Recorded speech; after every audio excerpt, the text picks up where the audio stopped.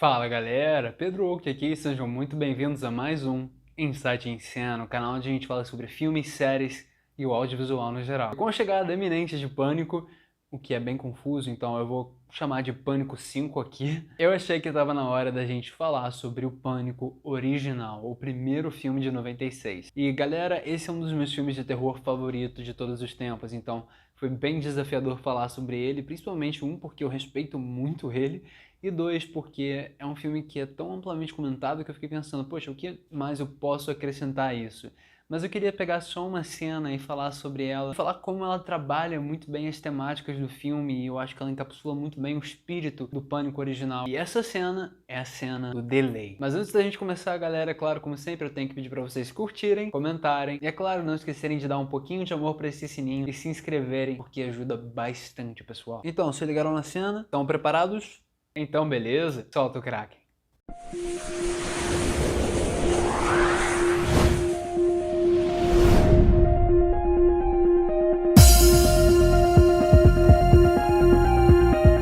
Então galera, um pouco de contexto pro Pânico, porque você pode estar se perguntando, beleza, o Pânico é super legal, mas o que ele tem de tão especial assim? Então vamos recapitular no tempo, vamos voltar para a década de 60, com o surgimento de um tipo de filme chamado giallo, um gênero italiano de cinema. Eram filmes de mistério e terror que continham características como vítimas predominantemente femininas, um número crescente de corpos surgindo, um número crescente de vítimas sendo assassinadas e um assassino misterioso, geralmente envolto em sombras ou mascarado, cuja identidade não era revelada até o fim do filme. Um pai desse gênero pode ser o Mario Bava, que fez diversos filmes do gênero e fez um dos principais pais desses filmes, que foi o filme Blood and Black Lace, que é conhecido em italiano e em português como 6 Mulheres para um Assassino. E outro grande diretor que também faz parte desse gênero de cinema é o Dario Argento, responsável por alguns dos melhores filmes de terror e de suspense de todos os tempos, como por exemplo o Suspiria. Só que o Dario Argento também costumava às vezes colocar elementos sobrenaturais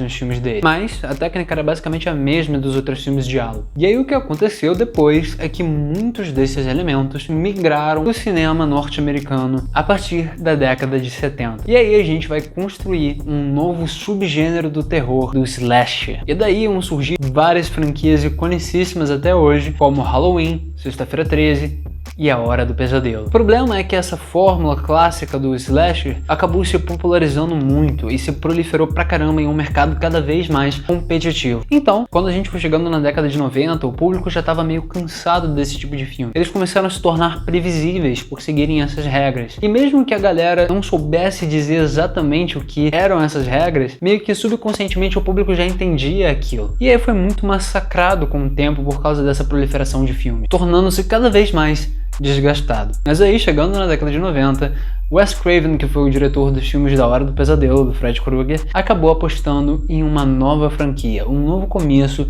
para os filmes de terror e para o subgênero do slasher. Ele se juntou com um roteirista chamado Kevin Williamson e juntos eles fizeram um filme que a princípio ia se chamar Scary Movie, que acabou virando o título do Todo Mundo em Pânico aqui no Brasil. Depois foi mudado, é claro, para Scream ou Pânico. E a sacada do Pânico queria justamente referenciar e satirizar essas regras que todo mundo conhecia. Ele sabia como funcionava um filme de slasher. Então o Pânico apostou pesado na intertextualidade e na metalinguagem. E o resto da história acabou se tornando esse ícone do cinema que todo mundo conhece até hoje e é um dos meus filmes de terror favoritos. Então o meu desafio foi encontrar uma cena que eu achasse que representasse o filme como um todo, as suas temáticas, que representasse o lado cômico, o lado metalinguístico, intertextual e também, é claro, o lado que constrói o suspense e o terror do filme. E eu acredito que eu encontrei a cena certa.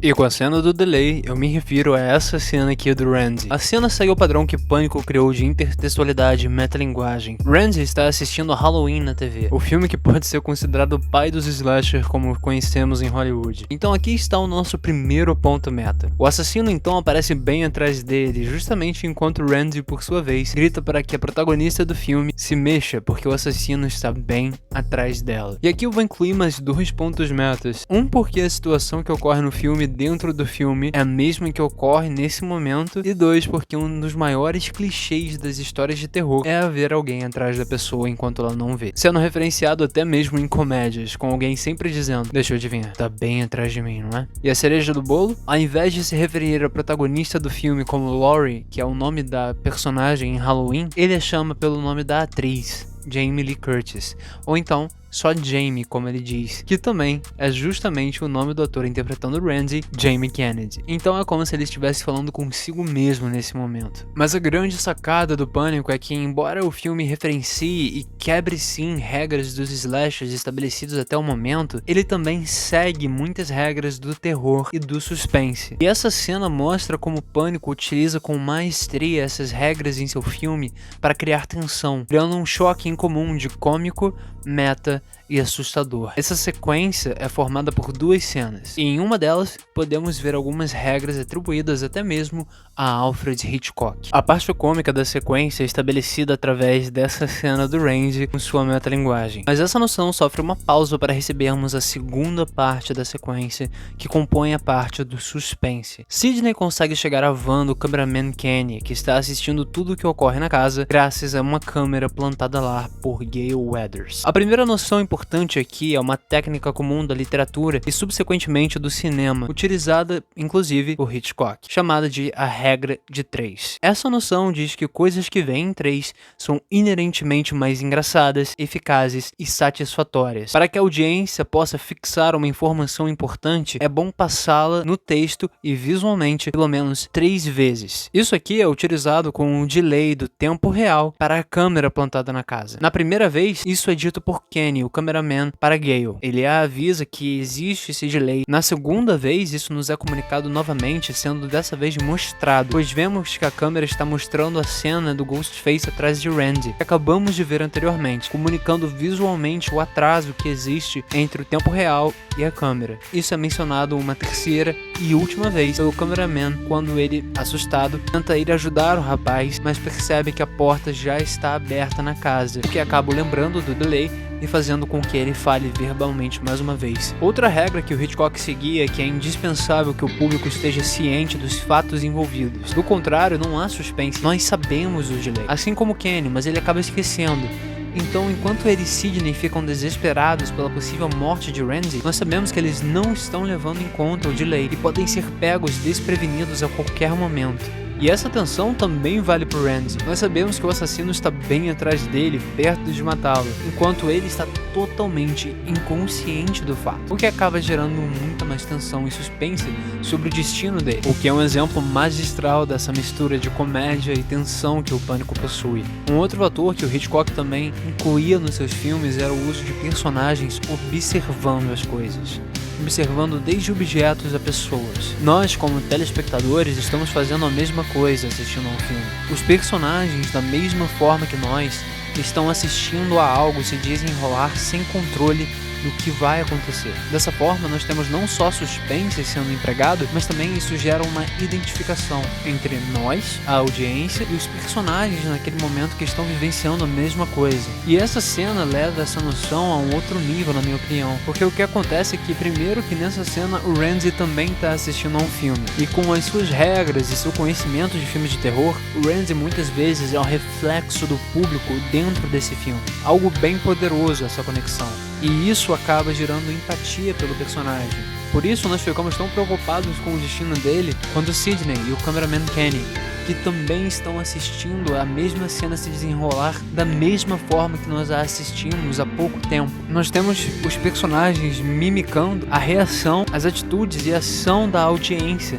E uma última coisa importante, também referenciada por Hitchcock, é que os protagonistas devem ser imprevisíveis, pois personagens clichês costumam ser chatos. E embora Sidney seja uma protagonista típica desse subgênero específico do slasher, ela é altamente inteligente e safa, extremamente engenhosa, tornando a sua luta e fuga ainda mais interessante. Por isso, nesse momento é interessante ver como Sidney escapa pelos fundos da van, e completa a sequência, mais uma vez sendo mais inteligente que o assassino que poderia pegá-lo naquele momento. Sidney está completamente encurralada naquele lugar, mas ainda assim ela consegue escapar dos assassinos várias e várias vezes. A engenhosidade de Sidney, inclusive, é revelada mais uma vez mais pra frente no filme, na grande cena da cozinha, quando os assassinos estão distraídos com a Gale, rouba deles, liga pra eles e se veste como Ghostface, golpeando Billy. Então, recapitulando, nós temos todos esses elementos meta-cômicos combinados com uma série de regras do suspense que criam uma antecipação para uma eliminação. E ao invés de nós termos só uma surpresa com uma morte ou um susto simples, que seria a morte do Kenny, o cameraman, nós temos toda uma construção que começa várias cenas antes, a partir do primeiro momento em que o Kenny avisa a Gale que há o delay, que vai construindo até a morte dele através dessas regras que remetem até mesmo ao mestre do suspense, Hitchcock, criando uma cena que combina perfeitamente todos esses aspectos em uma coisa só, que na minha opinião encapsula perfeitamente o espírito desse filme que é Pânico. E agora, galera, vamos esperar que Pânico 5, ou simplesmente Pânico novamente, cumpra a promessa de ter a mesma sensação e vibe que o original teve. Então me conta aí, qual o seu filme de terror favorito? Então é isso aí, galera, muito obrigado por terem assistido o vídeo até o final, eu espero que vocês tenham gostado e a gente se vê na próxima. Valeu!